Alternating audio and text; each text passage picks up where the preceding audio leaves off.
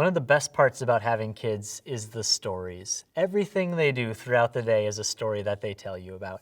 I've heard the same story from my youngest daughter probably every day for 3 months, that there's someone else in her class with the same name. It's the most dramatic, exciting story that she shares with me every day.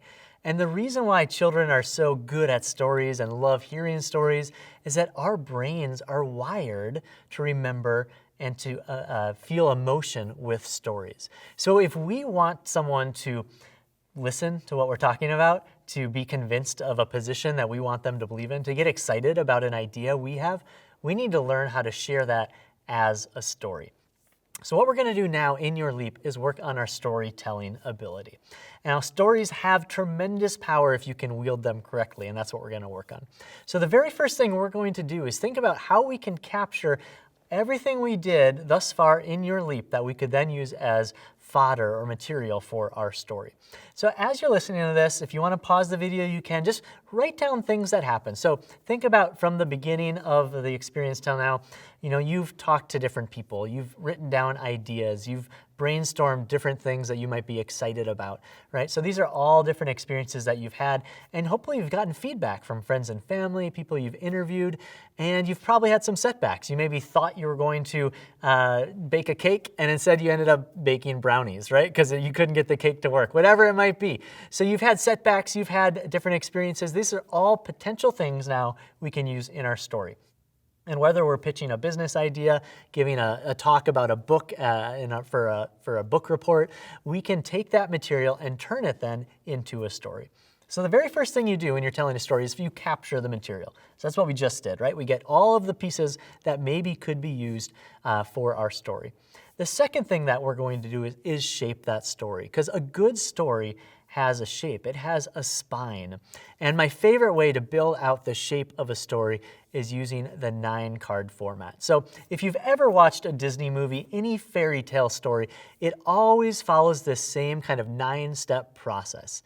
It goes something like this. Once upon a time, right? These stories always start with once upon a time. So once upon a time, there was a kind, warm-hearted girl who lived with her stepmother and evil stepsisters.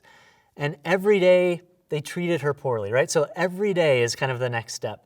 Until one day there's some event that's going to happen. Until one day there was an invitation to the ball. Because of that, because of the event, because of that, the stepsisters ripped her dress and told her that she had to stay home. Because of that, a fairy godmother came. Because of that, she met a prince and fell madly in love.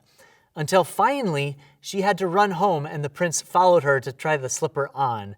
And now, because the slipper fit, she was able to become the princess.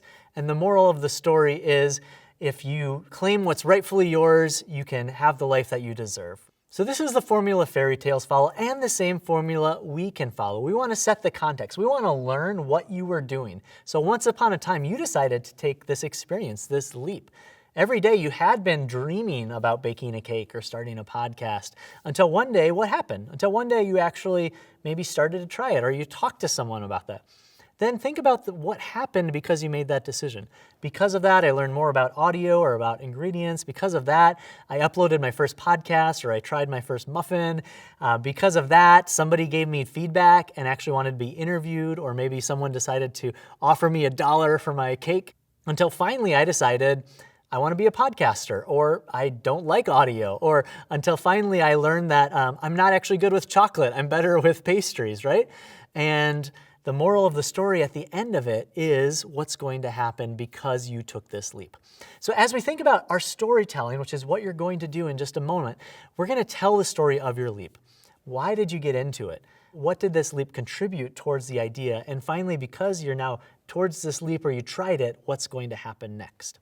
So we're going to have you build your 9-card story right now. You can then share that to the NICE network and get feedback on that.